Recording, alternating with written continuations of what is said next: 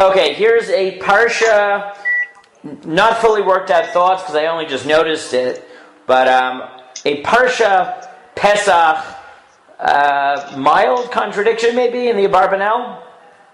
Okay? Ooh, fun. So, we talked a little bit about the Korban Todah yesterday. Now, one of the things that's unique with the Korban Todah is that there is 40 loaves that is brought with the Korban Todah, and unlike a normal shlamim, where you have 2 days to eat it, you only have 1 day to eat the Korban Todah. And the rationale that is proposed by many of the traditional commentaries is that the purpose of the Korban Todah is for you to thank God, and we want you specifically to invite other people to join in your simcha.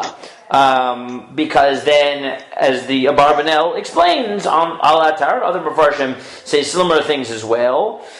If we give you so much food, you'll be forced to bring other people. And if you're forced to bring other people, it's a good opportunity because you'll be Mefarsim B'neis that way. Right? If a whole bunch of people show up to your Seudah, so then many more people will know about the Nes. But there's an interesting line. He writes as follows. I'm sorry, that's the other one, the contradiction. 1 second. Let me pick up the right one. There we go. If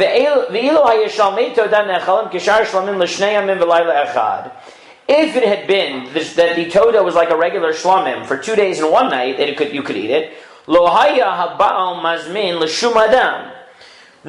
one would bother inviting anybody. Because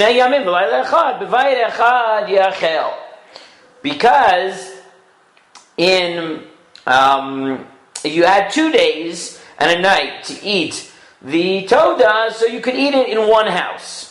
But since the Todah has a lot of meat and a lot of bread, a lot of loaves, whatever, and you only have 1 day,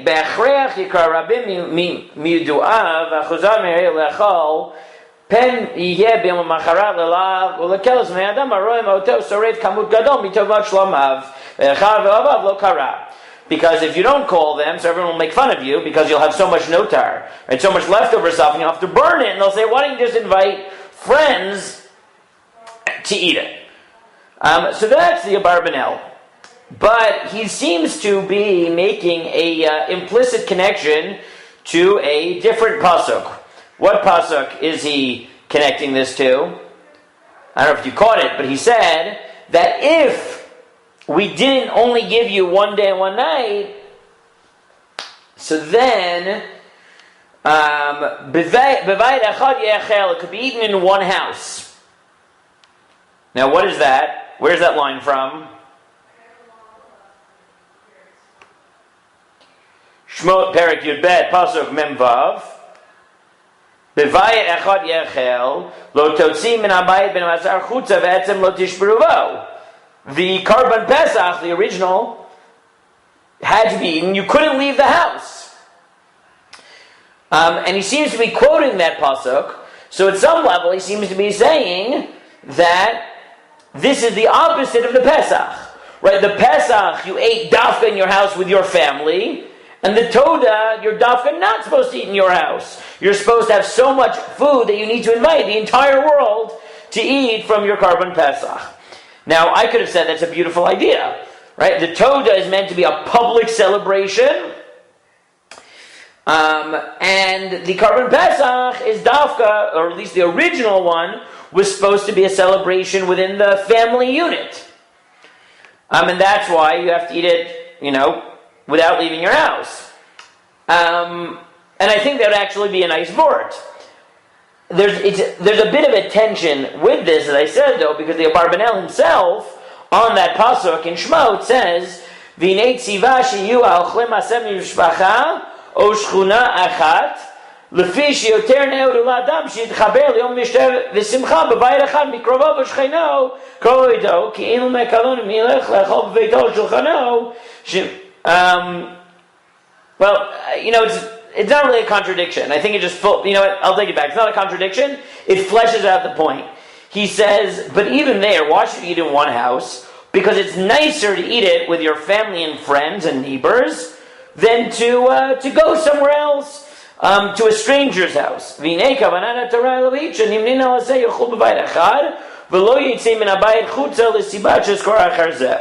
shouldn't go out. Now, there's a bit of a tension because by Todah, he says that what you do in your house is private. By the Karban Pesach, he says, the point is that it's family versus strangers. But it's still supposed to be a group because you need to eat the whole thing. Right? So the Karban Pesach, you still are inviting groups because you need as many people as it'll take to eat an animal. So in a certain sense, it's actually similar conceptually to the Todah. So there is a little bit of a tension. Because in our parsha, he implies that the Karban Pesach was dafka of private affair. By Karban Pesach, he said, no, it's just not an affair of strangers, but it is an affair where you bring family and friends and neighbors. So there is that tension. If you wanted to resolve it, again, I don't think it's a stira, but maybe what he might be saying is that there are two models of celebrating. Right? Meaning if you combine the two abarbanels, what you would get is that the Todah is meant to be like when you want to thank God for a miracle that happened to you, you want to spread it far and wide. And therefore, it's not just your close, intimate friends.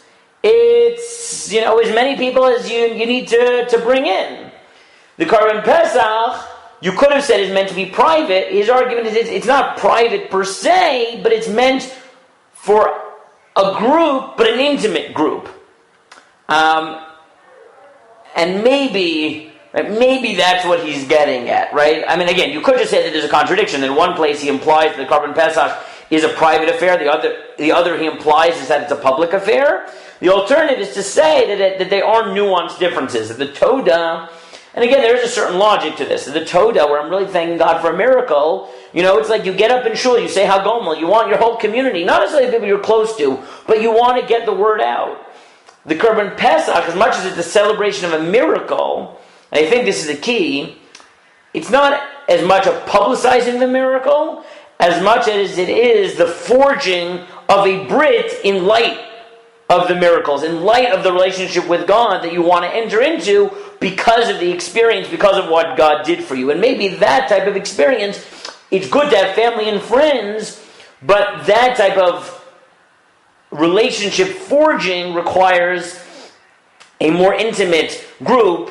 But again, the corrective, it's not a private group per se, as much as it is an intimate group where there's already a relationship there, rather than the Todah, which is meant just to scream in the streets, God did a miracle for me. So maybe that's the difference. But again, I do think there is a little bit of a tension between these two formulations. But I think you could resolve it, and that would force you, as I said, to think a little bit more about the different ways in which we publicize miracles or celebrate miracles. Sometimes when we think the best way of doing that is in public, and sometimes where the best way is sort of turning inwards and redoubling our efforts in instilling that relationship with God in our inner circle. And according to Barbanel, it seems like Pesach is the latter. I feel like this is a good vort. If I like all these vorts, if I just need to start giving vorts on COVID-19 and Pesach, this is a good vort for it. That it's meant for the internal units. It's nice, obviously, our friends and family, but fundamentally, it's the Karban Pesach is a celebration that should be done in the intimate small unit. Again, that doesn't really help because it's clear that unit is not just yourself. The unit is your family and friends. We don't even get that this year, but I don't need to turn every Dvar Torah into at least a full coronavirus Dvar Torah, so we'll stop there.